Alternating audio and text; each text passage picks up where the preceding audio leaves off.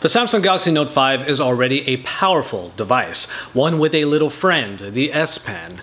But if you want to get even more out of your Note 5, well, here's the video for you. It's Joshua Vergara from Android Authority. What's going on, everybody? And here are 5 tips and tricks to get even more out of your Samsung Galaxy Note 5. This first tip feels like something we really shouldn't have to say. Use the S Pen correctly. Now, the Note 5 has gotten a lot of talk about the fact that the S Pen can actually go in backwards on the Note 5. And if you do so all the way, it could get stuck or it could break the mechanism by which the Air Command menu comes up. Now, again, this should go without saying, don't do that. It's really not all that hard to make sure that you're inserting the S Pen correctly. And by the way, Pengate, not really a name that I like, just my opinion. That being said, however, it should be pretty easy to just look up once in a while and see that you're putting the S Pen in properly. And even then, if you're not looking at your Note 5 while you're using the S Pen, just feel for the tip and you'll know that that is the portion that should go into the phone first. Actually, for me, what I like to do is this clicky top right here. And if I know that I'm clicking that portion, that's the part that goes in last. Pretty easy to do, and then you'll be able to snap it into place and it will be flush on the bottom of the phone. Just because the S Pen is able to go in backwards on the Note 5 doesn't mean it should. Let's all be a little bit more aware and we won't have any more broken Note 5s, okay? Our next tip is about taking advantage of the screen off memo. Now, one of the main features that was added into the Samsung Galaxy Note 5 is the fact that when you take the S Pen out while the screen is off, the blank canvas right here is one that you can actually write on.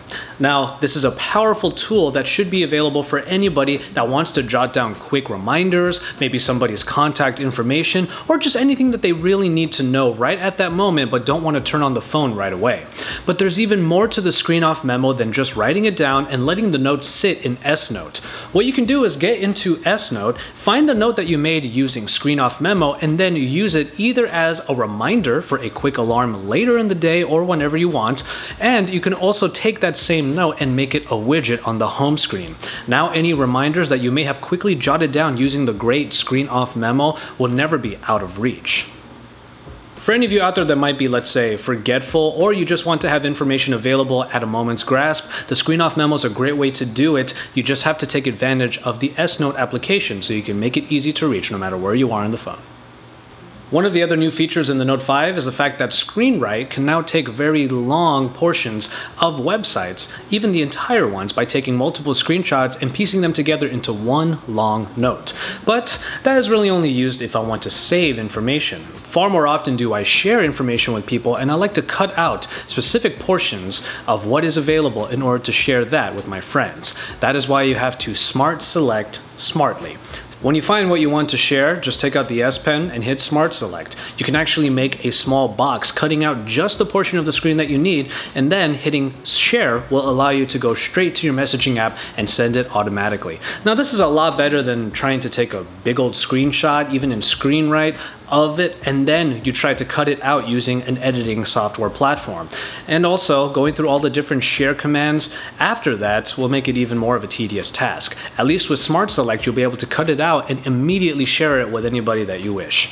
Makes it really easy to just share that funny clip that you saw online and be able to make your friends laugh on places like Facebook or WhatsApp. Number 4 on our list of 5 tips and tricks for the Note 5 is about making the phone easier to handle. Now, a fairly old feature that was in previous Note devices returns here and is even easier to trigger than before: one-handed operation. Simply go into the display area in the settings and you'll find one-handed operation as one of the lines. Now, this not only gives you the ability to make one-handed usage out of different inputs like keyboards, but it also allows you to shrink the entire screen. Now, that's pretty easy to do by just triple tapping the home button. This is a really easy way of making the Note 5 just easier to handle, and it pretty much makes everything shrink down and you can move it from left to right depending on which hand that you're using. At least the one-handed operation is trying to make it a little bit easier for you to get a handle on your phone. And our final tip is about speeding up the experience of TouchWiz. We already have a pretty Spartan TouchWiz on here, which is one of the best parts about these new Samsung devices. But if you want an even faster and more fluid experience, you can actually do that by getting into the settings. The first thing you have to do though is remove any bloatware that might be on the phone. Now this is something that those of us who get carrier versions of these phones definitely have to pay attention to. Thankfully in TouchWiz, it's kind of easy to remove or disable these applications. Just head into the app drawer that now has an edit button, and when you hit that button, a bunch of little remove icons show up on pretty much any application. By pressing these remove icons, you'll be able to remove or just disable certain applications. Most carrier bloatware is going to be only disabled. This is a tip that could essentially be used for any other phone, but it's kind of important for the Samsung Galaxy Note 5, especially if you get it on a carrier, because there's always that bloatware coming from people like AT&T or beyond. But removing the bloatware is only part of the answer. The other thing you can do is change very slightly the aesthetic of the animations inside of TouchWiz, and that's something that Android has built in from the beginning.